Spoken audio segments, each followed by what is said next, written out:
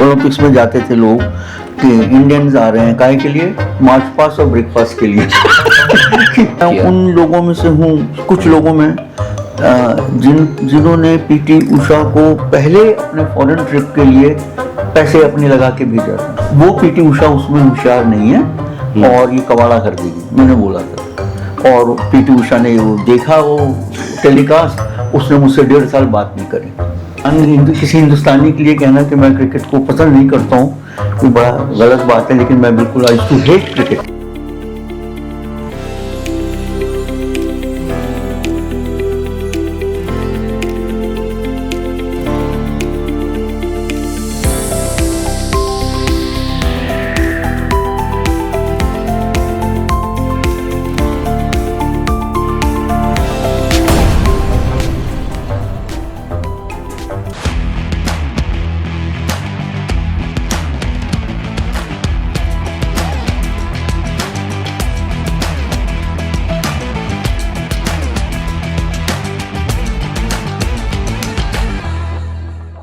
स्त्री India sports foundation के एक और पॉडकास्ट एपिसोड में आपका स्वागत है। मैं हूं महावीर रावत और आज हमारे साथ एक बेहद ख़ास मेहमान हैं। ख़ास इसलिए कि कुछ लोग पर्दे के पीछे रहते हैं, कुछ लोग पर्दे के आगे रहते हैं, कुछ लोग कहानी का हिस्सा रहते हैं, कुछ लोग कहानीकार रहते हैं। हमारे साथ एक ऐसे शख्स हैं जो ये सभी कुछ कर चुके हैं। युवा पत्रकार हैं, उम्र सिर्फ 25 साल की है मन की, लेकिन जो अनुभव है वो लगभग 50 सालों का है। नॉरिस प्रीतम जी हमारे साथ हैं। सर, आपका बहुत बहुत स्वागत है। और एक तरीके से भारतीय खेलों के इतिहास में बहुत कुछ लोग हैं जिन्होंने अपने आंखों के सामने सब कुछ बदलते हुए देखा है, और सभी खेलों में, ऐसा नहीं कि किसी एक खेलों में, एथलेटिक्स में खासकर इनकी बेहद खास रुचि रही है। सर, सबसे पहले कहाँ से शुरू हुई थी ये पूरी कहानी खेलों से प्रेम की? मेरे जीवन की जी। आपको हैरानी होगी कि मेरा खेल तो खैर, मैं क्योंकि खुद एथलीट था, लॉन्ग डिस्टेंस रनर था, दिल्ली चैंपियन था, करता रहता था। लेकिन जहाँ तक खेल पत्रकारिता या स्पोर्ट्स जर्नलिज्म का सवाल है जी, तो वो शुरू हुई थी क्रिकेट से, हेट से। एक किसी हिंदुस्तानी के लिए कहना कि मैं क्रिकेट को पसंद नहीं करता हूँ ये बड़ा गलत बात है, लेकिन मैं बिल्कुल आई टू हेट क्रिकेट। क्योंकि क्या होता था कि हम कभी कुछ एथलीट था, मैं खुद, हम जीत रहे हैं रेस, दूसरे दिन अखबार देखते थे, कहीं मीलों तक नाम निशान नहीं होता था। किसी ने 10 रन मारे, किसी ने 15 रन मारे, उसकी फोटो छपती थी। जी, जी। तो शुरू से बड़ा एंटी क्रिकेट एक स्टैंड रहा था कि ये क्रिकेट है जो सत्यानाश कर रहा है सब खेलों का। अच्छा। और इसलिए फिर रामू शर्मा थे स्टेट्समैन में एक जर्नलिस्ट, वो काफ़ी एथलेटिक्स कवर करते थे। एक दिन मैंने उनको काफ़ी डांटा इस बात पे कि हम चैंपियन हैं, हमारी तो सुनते। उन्होंने कहा अच्छा, तुम इतनी बार तुम खुद क्यों नहीं लिखना शुरू कर देते? उन्होंने अच्छा। थोड़ा ऐसे बोला था। मैंने कहा अच्छा, शुरू करूँगा मैं। तो 2-2 पैरा ऐसे लिखना शुरू करे, फिर वो रिजल्ट उनको दिया करता था, स्टेट्समैन में छपते थे। जी, जी। और उस तरह से फिर कुछ मतलब खेल जर्नलिज्म शुरू हुआ। जी। एथलीट तो पहले भी थे आप, लेकिन तब ज़्यादा इन्वॉल्वमेंट हुई और फिर इंडियन एक्सप्रेस ज्वाइन किया जब, तो उसके बाद तो फिर पीछे मुड़ के नहीं न रेस में न जर्नलिज्म में। लेकिन एथलीट कैसे बने आप? मतलब कहानी क्या रही एथलीट की? और उस समय तो ऐसा हुआ क्रिकेट और हॉकी का था, तो एथलीट बनना मतलब कैसे? हाँ, उसका एक ये था कि मेरे फादर खुद एक फुटबॉल के रेफरी थे जी। तो हमेशा एक पलंग के नीचे फुटबॉल पड़ी रहती थी जी, जिसको लेके वो मैचेस खिलाने जाते थे, तो पलंग के नीचे रख दिया। और वो ऑन द स्पॉट जॉगिंग घर में करते थे। अच्छा। फिटनेस के लिए भी। और तो कुछ शुरू से ये उनको देख के शुरू हुआ शौक जी। और घर के पास भी 2-4 लोग रहते थे जो क्योंकि मैं कोई ऐसा कुछ रईस फैमिली से नहीं था कि टेनिस ले लिया, 1500 रुपए का रैकेट खरीद लिया, या सबसे आसान खेल जो होता था तो फुटबॉल होती थी कि एक फुटबॉल में सब खेल रहे हैं, और कुछ नहीं तो मोजे में भर के, कुछ रुई वुई भर के वो भी खेल लिया कर। और कुछ भी ना हो तो भागने में तो कोई इक्विपमेंट नहीं चाहिए था। और शुरू में तो नंगे पाँव खूब भागे, पूरी दिल्ली की रिंग रोड में रखा है मैंने, पूरी 4-4 घंटे भाग के पूरी कर रखी है सब। हालांकि काफ़ी समय हो गया, लेकिन कुछ टूर्नामेंट्स याद हैं आपको या कुछ इवेंट्स याद हैं कि यार बड़ा मज़ा आया था जब मैं वहाँ दौड़ा था और मैंने अपने एक्सपेक्टेशंस को सरपास कर दिया था? हाँ, एक दिल्ली में पहले एक क्रॉस कंट्री रेस होती थी जहाँ पे अब जो सुनने वाले अगर जानते हो, जहाँ दिल्ली में शकरपुर और नोएडा, ये सारा जंगल था पहले। अच्छा अच्छा तो वहाँ ITO के ब्रिज के नीचे से और नोएडा का मोड़ तक एक रेस होती थी। अच्छा। आना जाना उसका 14.5 किलोमीटर होता था जी। और तो उसमें मैं भागा करता था। और एक दफ़ा मुझे रेस से एक रात को पहले जी। मुझे बस एक ख्वाब आया कि मैं कल जीतने वाला हूँ। अच्छा। हाँ, ऐसे कुछ। और मैं वहाँ पे रेस से पहले एक अपने दोस्त को बता रहा था कि आज तो मुझे ख्वाब आया है, जीतने वाला हूँ मैं। और मुझे नहीं मालूम था कि वहाँ पे वो जो रामू शर्मा नाम बताया मैंने आपको, स्टेट्समैन के, वो खड़े हुए थे। उन्होंने सुन लिया होगा, उन्होंने ऐसे ही फेंक रहा है। और एक्चुअली मैं वो रेस जीता, उसमें राज राइफल्स के और नेशनल चैंपियन वगैरह थे, उनको सबको मैंने हराया था। अच्छा। और तो दूसरे दिन स्टेट्समैन में बहुत बड़ा हेडिंग छपा था कि ड्रीम कम ट्रू फॉर नॉरिस विटम। लिटरली उन्होंने सुन लिया था मेरी बात कहते हुए कि तो मैंने पूछा आपको किसने बताया? बोला तुम बहुत जोर से बोलते हो, तुम मुंह बंद रखा करो। तो कभी कभी ऐसे जो एक्सपीरियंस हुए वो डराने वाले नहीं होते, यार मुझे ये क्या हो गया? या कभी कभी आपको लगता है कि हाँ, कुदरत कुछ अलग करिश्मा करती है? वो होता है कुछ न कुछ, जिसे हम भगवान कह लीजिए या लक कह लीजिए, जो भी कुछ है, लेकिन कोई ऐसी पावर है जो कंट्रोल करती रहती इस तरह की चीज़ें। जी। तो वो मेरा ख्याल है बहुत अच्छा मेरे लिए वो है। और दूसरा फिर हम बीजिंग एशियन गेम्स कवर करने गए 1990 में। अच्छा। तो वहाँ एक मीडिया की रेस थी। अच्छा। और उन्होंने बोला ऑल मीडिया कवर, कुछ 3-4 हज़ार लोग थे भागने के लिए। अरे बाप रे। और वहाँ पे जब मैंने उनसे पूछा कि भाई मिलेगा क्या यहाँ पे जीतने पे तो उन्होंने बोला कि एक एडिडास का बैग है वाह। और एडिडास के शूज़ हैं। और उस वक्त एडिडास के शूज़ इंडिया में मिलते नहीं थे। तो हमारे लिए तो बहुत बड़ी चीज़ थी। और पूरी जान लगा के मैं भागा और मैं थर्ड आया रेस में। और भी चाइनीज़ था, कोई और जापानीज़ यंग रनर्स थे। और वो मुझे बैग लेके आया मैं, और शूज़ बैग अभी भी मेरे पास है वो। तो ये बड़ा अच्छा कुछ एक तो जैसे खिलाड़ी मेडल लेके आए आपके लिए, बिल्कुल उसी तरह ही होता है, उसी तरह ही होता है। तो और छोटी मोटी कई यादें होती हैं, लोगों के साथ भागना, बड़े लोगों के साथ। जैसे कि वो वर्ल्ड चैम्पियनशिप करने गए 83 में मैं, और हम बचपन से नाम सुनते आते थे कि एमिल ज़ेटोपैक। और वहाँ पे एक दिन एक प्रेस रिलीज़ आया उसमें मीडिया सेंटर में कि ज़ेटोपैक की प्रेस कॉन्फ्रेंस है। तो मैं वहाँ गया मिलने और उनसे बड़ी बात करी। और तो बड़ा एक यकीन नहीं हो रहा था कि मैं ज़ेटोपैक के सामने बैठा हूँ। और उन्होंने मुझे बताया कि मैं इंडिया आया था। अच्छा। और पटियाला में ऐसी एग्जीबिशन रेस थी। और तब पटियाला में वो जंगल था, नेशनल इंस्टीट्यूट ऑफ स्पोर्ट जहाँ अब है, NIS में बहुत बड़ी बड़ी झाड़ियाँ थी। और ट्रैक पे उनका एक एग्जीबिशन रेस थी और उनको 5000 मीटर में वो भाग रहे थे, आराम से भाग रहे। मुझे मालूम था उस वर्ल्ड रिकॉर्ड होल्डर है। अचानक उनके सामने लास्ट 3 राउंड्स में एक इंडियन भागना शुरू कर दिया। अच्छा। अब उनकी वो कह रहे कि मेरी वाइफ बाहर से चिल्लाए जा रही है कि ये तो भागा नहीं है, बीच में जुड़ा है। और वो खुद ज़ेटोपैक थे, उनको लगा कि तो मारना है।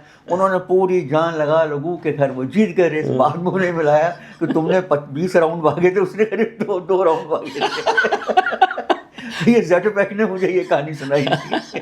तो इस तरह की यादें जो होती हैं वो बहुत अच्छी लगती हैं। तो अपना ही अनुभव रहा भारत का उनके पास। इस तरह के होते हैं कि आप लोगों से बाहर मिलते हैं।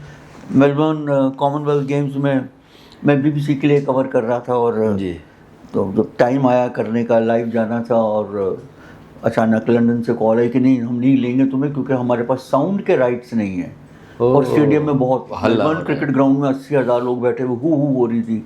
अब मैं भाग रहा हूँ इधर से उधर, टाइम डेडलाइन आ रही है और जगह नहीं थी। अचानक एक दरवाज़ा देखा, उस पर लिखा मेंस लिखा था। मैंने कहा चलो वॉशरूम है, यहाँ अंदर चलते हैं। बहुत मोटा दरवाज़ा था, बिल्कुल स्टूडियो की तरह साइलेंट, बिल्कुल नॉइज़ प्रूफ। अच्छा। मैं उसमें घुसा, अंदर टॉयलेट में बैठ के मैंने ब्रॉडकास्ट शुरू करी क्योंकि वो हिंदी सर्विस थी। अच्छा। और मैं कर्टन रेजर कर रहा था इंडिया पाकिस्तान के हॉकी मैच का। और जो बाहर लोग खड़े थे जो हिंदी नहीं जानते थे, वो सिर्फ इंडिया और पाकिस्तान समझ रहे थे और कुछ समझ में नहीं आ रहा था। जैसे ही मैं बाहर निकला, 2 ऑस्ट्रेलियन पुलिस वाले, एक ने राइट हैंड पकड़ा, एक ने लेफ्ट पकड़ा, मुझे पकड़ के बाहर ले गए। अच्छा। और मैं उनसे बोला बात तो बताओ। वो कहना यू काम, बस आगे कुछ बोल नहीं रहे। वो सोच रहे थे कि मैं कोई टेररिस्ट ऑर्गेनाइजेशन से हूँ और इंडिया पाकिस्तान की बात कर रहा हूँ। लकीली वहाँ पे उस वक्त जनरल JJ सिंह थे, आर्मी चीफ। वो कॉमनवेल्थ गेम्स देखने आए थे। उससे एक दिन पहले मैं उनको मिला था। तो उन्होंने वो काका क्यों होया? मैं काके का बुरा हाल कर रहा है इन्होंने। हुआ तो नहीं पर होने वाला है। तो उन्होंने अपने जो सिक्योरिटी वाले थे उनके साथ ऑस्ट्रेलियन, उनको बोला भैया जर्नलिस्ट से छोड़ो। तो ये मतलब मैं कभी भूल नहीं सकता कि इंडिया पाकिस्तान बोलने के लिए मुझे टेररिस्ट बना दिया गया। वैसे अब इंडिया में पाकिस्तान अगर बोलोगे तो शायद टेररिस्ट बोल सकते, शायद गोली भी मार दी, शायद गोली भी मार दी जाए। तो ये तो हमारा लाइटर बात रही, लेकिन तब से मैं आपके एज एथलीट के अनुभव को अगर हम काउंट करें, आपने दुनिया में शायद ही कोई ऐसा देश मुल्क होगा जहाँ बड़ी रेसेस नहीं होती हैं, वो सब देख लिया। एक तरीके से एक सिनेमा आपके सामने चल जाता होगा, यार कहाँ से कहाँ आ गए। तो आज कभी भी अगर अकेले में बैठते हो चाय पीने के लिए या कभी भी सोचते हैं तो क्या जहन में आता है? कई चीज़ें होती हैं, कोई एक ऐसी चीज़ नहीं है जी। कई चीज़ें आती हैं। कुछ जैसे कि पहली वर्ल्ड एथलेटिक चैंपियनशिप, जिसके लिए मैं कुछ ऑलमोस्ट भूखे रह के पैसे जमा करके मैं गया था फिनलैंड। तो वो अक्सर सामने आता है, जहाँ पे मैंने पहली बार एडविन मोजेस, सेबेस्टियन को, ऐसे लोगों को मिला था मैं, जो अभी भी जिनसे दोस्ती है। अब तो वो प्रेसिडेंट है एथलेटिक फेडरेशन के। और दूसरा जैसे कि 1978 का बैंकॉक का एशियन गेम्स, जो मैं पहली बार ही गया था, फॉरेन कंट्री पहली बार गया था। अच्छा। और वहाँ मैंने श्री राम सिंह को गोल्ड जीतते हुए देखा। और श्री राम क्योंकि मेरे साथ दिल्ली में खुद भागते थे, तो वो बहुत एक अच्छा अनुभव है, जो अभी भी मतलब कल ही जैसे मैंने कुछ एक इवेंट कराई थी जिसमें स्पोर्ट्स डे पे और श्री राम मिले थे। हमने पूरे दिन यही बातें करी थी पुरानी, कि वो कैसे वो जीते थे। गीता जोशी जीती थी वहाँ, और गीता जोशी जब जीती वहाँ पे, और उसको एक चाइनीज जर्नलिस्ट उसके पीछे मैडम इंटरव्यू करे जा रहा था जी। और गीता ने मुझसे बोला था कि मेरी इवेंट के बाद हम थोड़ा शॉपिंग करने चलेंगे, टाइम कम है, मैं वापस इंडिया जाना है। मैंने कहा ठीक है चलेंगे जी। अब वो बार बार उसके पीछे पड़ा। मैडम, मैंने हिंदी में गीता से बोला, कहाँ इस बेवकूफ़ को तूने अपने पीछे लगा रखा है। वो पलट के बोलता, भाई साहब इतनी गाली मत दो। अच्छा, वो चाइनीज हिंदी बोल रहा था। तो मैं घबरा गया। मैंने पूछा आप हिंदी कहाँ सीखे? कहता मैं 20 साल से BBC चाइना रेडियो के हिंदी विभाग में काम करता हूँ। मैंने कहा गीता इसको तो इंटरव्यू इसको तो देना बनता ही है। तो ये चीज़ें मतलब अक्सर याद आती हैं। कल फिर ये दोहराई गई थी हमने सारी बातें। अच्छा। तो ये सब याद, मलेश्वरी का जैसे मेडल है, पहला इंडियन लड़की जीत रही है मेडल। और मैं सिर्फ मैं ही जर्नलिस्ट था वहाँ, बाकी सब लोग, किसी ने सोचा ही नहीं था कि मलेश्वरी मेडल जीत सकती है। और इवेंट कवर करने चले, हॉकी में बैठे, जो हॉकी में बैठते हैं खाली जाके। और मैंने बोला था कि मलेश्वरी का मेडल आ सकता है, सबने मेरी हंसी उड़ाई थी। तो मैं अकेला वहाँ पे था। पर आप क्या उस समय तो भारत में ही किसी ने नहीं सोचा था, आईओए ने खुद नहीं सोचा था कि मलेश्वरी जीतेगी। और फिर मैंने एक और मजे की बात यह है कि अब तो खैर मैं बता सकता हूँ कि सारे जर्नलिस्ट अब जैसे मालूम चला, उन्हें मॉनिटर लगे रहते हैं हर स्टेडियम में, दूसरे बिल्कुल स्टेडियम के भी। उनको मालूम चला कि इंडिया का मेडल आ गया, वो भी लड़की का पहला मेडल मलेश्वरी का आया। अब सब लोग मुझे ढूंढने लगे। सबसे पहले तो मैंने अपना मोबाइल फ़ोन बंद करा। अच्छा। मैं जर्नलिस्ट में, और वो क्यों बताऊँ। मैंने मलेश्वरी कहने की मेरे को विलेज जाए। मैंने कहा नहीं विलेज नहीं, एक काम कर, लंच खाने चलते हैं।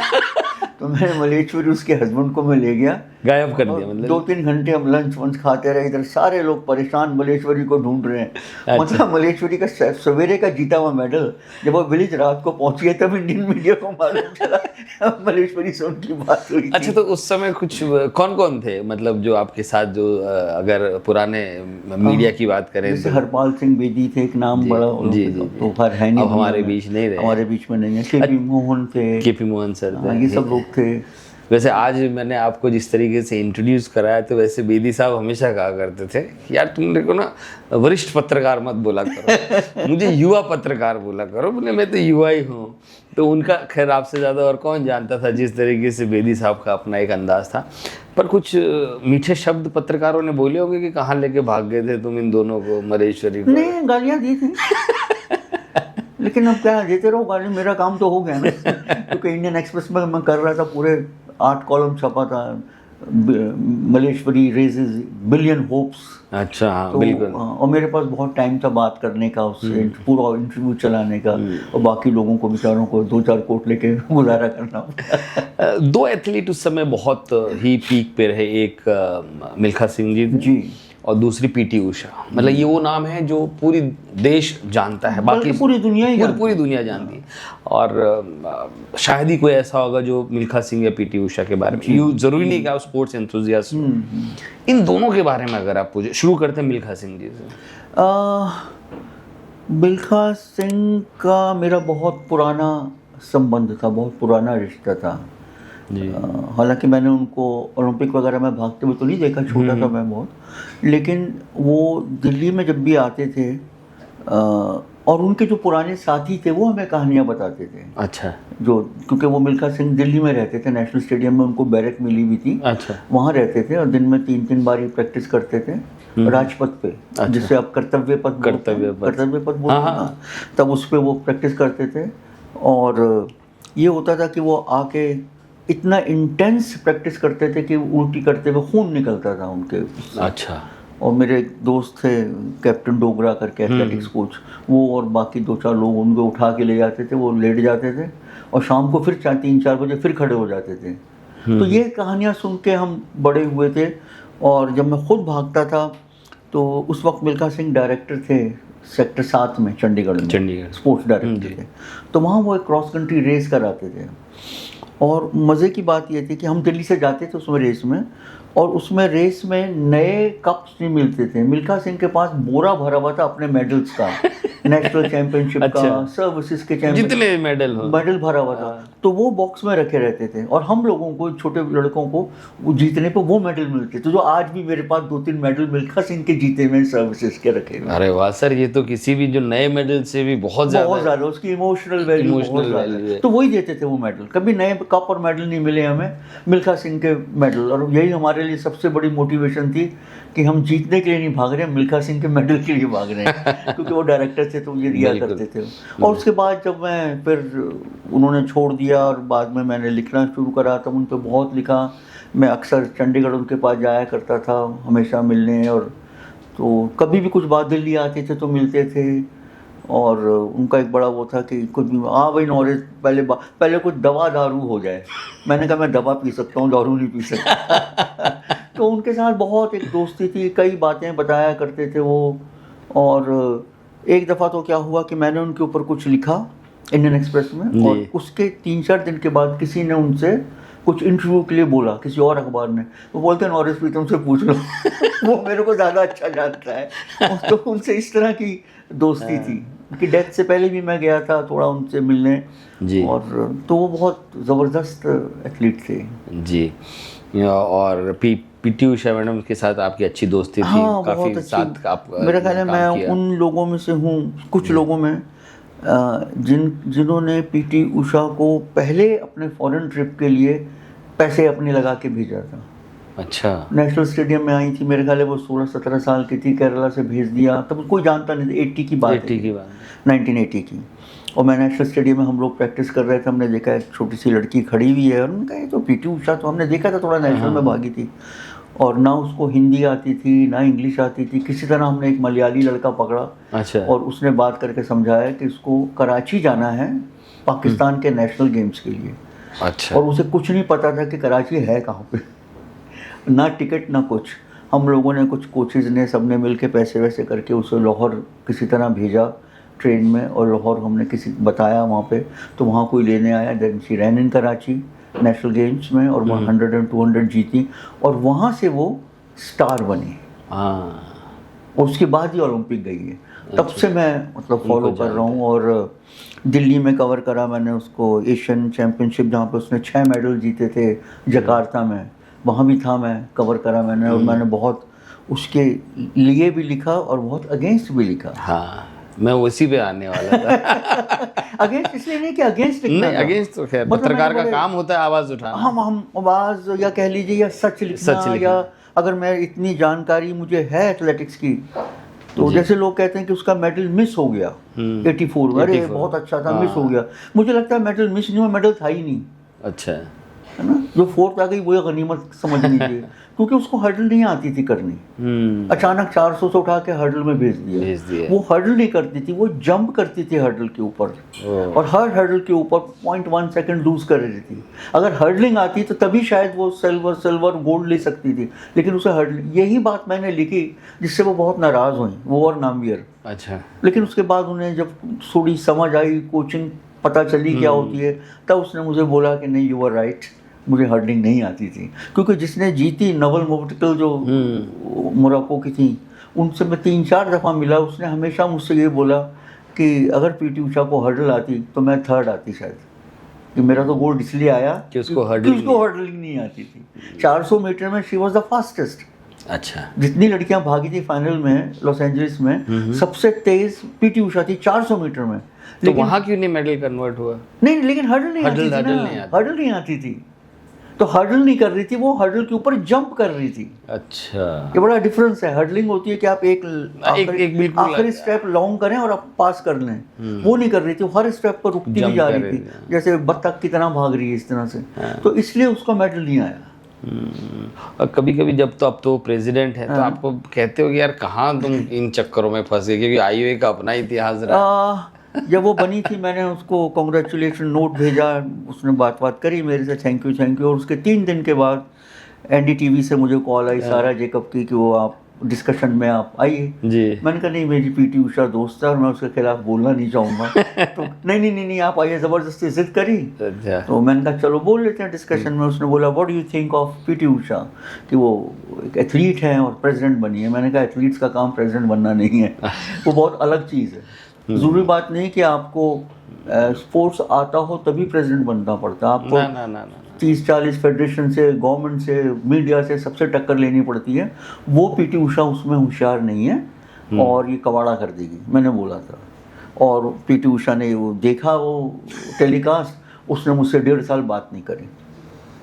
मैंने कहा भाई मत करो। उसके बाद जब वो रेसलर्स का वो हुआ, प्रोटेस्ट हुआ यहाँ पे नेहरू स्टेडियम पे, पीटी उषा ने एक दिन बोल लिया, कुछ बोला कि ये इनडिसिप्लिन है। हाँ। और बाद में किसी ने पूछा तो कहती मुझे मिसकोट कर दिया। फिर मैंने प्रिंट में लिखा कि मिसकोट, टीवी पे मिसकोट होते हुए पहली बार ही देख रहा हूँ मैं। भाई आप प्रिंट में कह सकते हैं मिसकोट कर गलत बोला, ये तो कैमरा पे बोल रहे हैं और आप बोल रहे हैं कि मिसकोट कर दिया मेरे को। उस पर बड़ी नाराज हुई। फिर वो जंतर मंतर आए और मैं भी वहाँ था, और जैसे लोग कैमरा लेके, आपको तो मालूम है, खुद ही टीवी आप करते थे कि कैसे लोग माइक लेके पीछे भागते हैं, और वो वहाँ से उसने भागना शुरू कर दिया।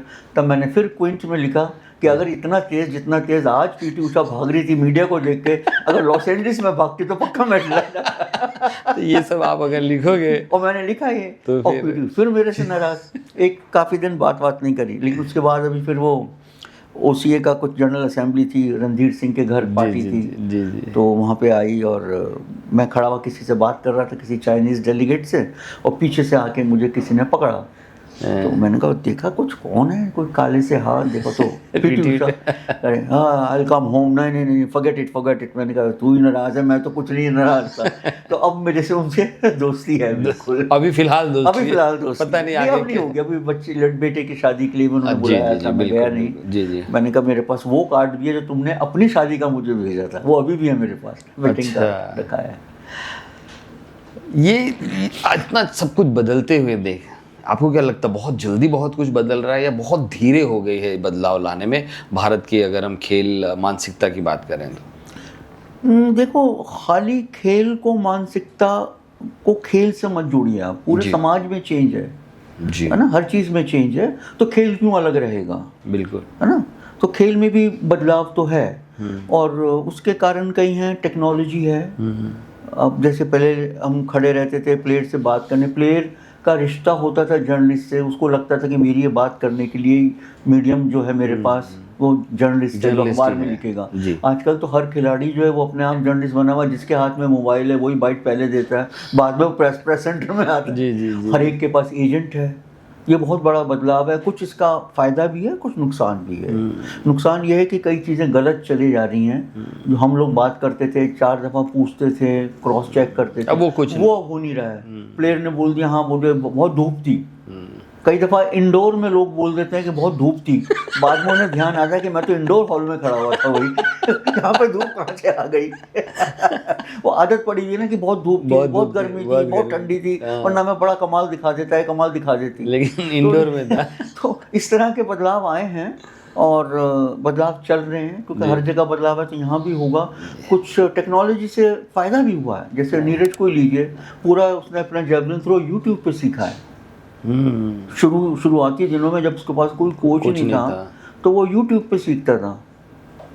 तो इसलिए बदलाव है, लेकिन दोनों पॉजिटिव नेगेटिव उसके दोनों साइड्स हैं उसकी, जो माननी पड़ेंगी। आप इसमें आप कुछ नहीं कर सकते जी। कितने ओलंपिक्स हो गए नॉरिस सर आपको? मैंने 6 ओलंपिक्स करे। 6 ओलंपिक्स किए। इन 6 ओलंपिक्स में भारत का जब डेलीगेशन जाता है तो उसमें बदलाव कैसे आया है कि अब क्या वर्ल्ड नोटिस करता है, या हम ही ऐसा लगता है कि वर्ल्ड हमें नोटिस कर रहा है? सबसे बड़ा बदलाव ये आया कि पहले एक बड़ा मशहूर कहावत थी जब ओलंपिक्स में जाते थे लोग कि इंडियंस आ रहे हैं काहे के लिए, मार्च पास्ट और ब्रेकफास्ट के लिए। कि ओपनिंग सेरेमनी के बाद ब्रेकफास्ट करेंगे, और एक हॉकी की टीम जाती थी, कभी एक एथलीट चला गया, एक बॉक्सर चला गया, ये सब जाते थे, हॉकी 2-3 राउंड खेलती थी, उसके बाद आ जाते थे। तो यही कहा जाता था कि मार्च पास्ट और ब्रेकफास्ट के लिए जा रहे हैं। लेकिन अब जो है दिमाग में कम से कम, जैसे लिएंडर ने 1952 में जीता था, केडी जादव ने, बहुत पुराना ज़माना था, उस वक्त इतना सोशल मीडिया नहीं था, लोगों को पता नहीं, टीवी नहीं था, इतना एग्रेसिव रेडियो नहीं था। जब लिएंडर ने 96 में 32 साल के बाद मेडल जीता ओलंपिक में, तो लोगों को एहसास हुआ कि इंडिविजुअल मेडल आ सकता है। उससे पहले खाली हॉकी में ही मेडल आता था। लिएंडर के बाद मलेश्वरी का जब मेडल आया, तब तो लड़कियों को भी लगा कि हम, मतलब मुझे नहीं लगता कि लड़कियां नहीं कर सकती, लेकिन आम धारणा ये थी कि लड़की क्या करेगी। इंडिया में ये माना जाता था लड़की तो खाली चौकी में बर्तन खाना बनाएगी, कि स्पोर्ट्स क्या करेगी। लेकिन मलेश्वरी ने वो थिंकिंग जो थी, वो धारणा तोड़ी जी, और उसके बाद लोगों को लगा कि मेडल लिया जा सकता है। उसके बाद तो हमारे आते ही रहे। 2004 में राज्यवर्धन राठौर का आया, फिर गोल्ड आया जब उसका अभिनव बिंद्रा का और विजेंद्र का, तब लगा कि तो अब ये होने लगा है। सबसे बड़ा बदलाव ये आया कि अब जब जाते हैं एथलीट तो ये कहते हैं कि हाँ मेडल, हमारा मेडल आ सकता है, और आता भी है, और हम भी मानते हैं कि हाँ चांस है मेडल का। और दूसरा बड़ा जो आया है चेंज, वो ये कि पहले जाते थे सबसे सस्ते होटल में ठहरे हुए हैं, या विलेज में कहीं कमरा किसी को मिला, किसी को नहीं मिला। अब काफ़ी ऑर्गेनाइज्ड है, पैसा काफ़ी है, सरकार की तरफ से भी है और स्पॉन्सर्स की तरफ से भी है। तो अब और पहले क्या होता था कि एक बनियान मिली, अगर बारिश हो गई तो दूसरी बनियान पहनने के लिए नहीं है, ट्रैक सूट भीग गया तो ट्रैक सूट नहीं है। अब 4-4, 5-5 ट्रैक सूट हैं, बाकायदा सूटकेस दिया जा रहा है कि लोग सूटकेस भर के किट दी जा रही है। ये बड़े छोटे बदलाव हैं देखने के लिए, लेकिन एक खिलाड़ी के लिए, क्योंकि मैं खुद खिलाड़ी रहा हूँ, मुझे मालूम है ये बहुत बड़े बदलाव है। एक टेंशन नहीं होती कि मैं कल भीगी भी बनियान पहनूंगा या जूता पहनूंगा, स्पाइक्स नहीं है मेरे पास। कभी कभी हो जाता है कि भाई नहीं है, लेकिन बाय एंड लार्ज मेरा ख्याल है ये सबसे बड़ा बदलाव ये आया कि अब खिलाड़ी के पास सब कुछ है। अगर अब खिलाड़ी नहीं कुछ कर पा रहा तो थोड़ी कमी उसी की अपनी है, बाकियों की कमी बाकियों की नहीं। एक बहुत अच्छी बात आपने बोली कि कर्णम मलेश्वरी ने आके एक माइंडसेट बदला फीमेल का, और शायद हमारे इस स्त्री इंडिया स्पोर्ट्स फाउंडेशन में जो किसी फीमेल्स ओरिएंटेड एथलीट्स की बातें करना चाहते हैं, उसके बाद आपने फीमेल पार्टिसिपेशन में या फीमेल परसेप्शन में क्या बदलाव देखा है over the period of time? देखिए, पार्टिसिपेशन में चेंज जो होता है वो समाज से आता है ना। कौन लड़की पार्टिसिपेट करेगी तब जब उसको घर वाले खेलने देंगे जी। पहले तो खेलने नहीं देते थे, है ना। लड़का खेलेगा, लड़की को कोई स्कूल में भी आप देखिए क्या होता था। अच्छे, और मैं गवर्नमेंट स्कूल्स की बात नहीं कर रहा हूँ, अच्छे स्कूल, पब्लिक स्कूल्स में क्या होता था कि लड़के फुटबॉल एक पकड़ा दी, पीटी टीचर ने चले गए, खेल रहे हैं, लड़कियां पेड़ के नीचे बातें कर रही हैं, फिल्म की बात कर रही है गेम्स पीरियड में, और खत्म हो गया वो।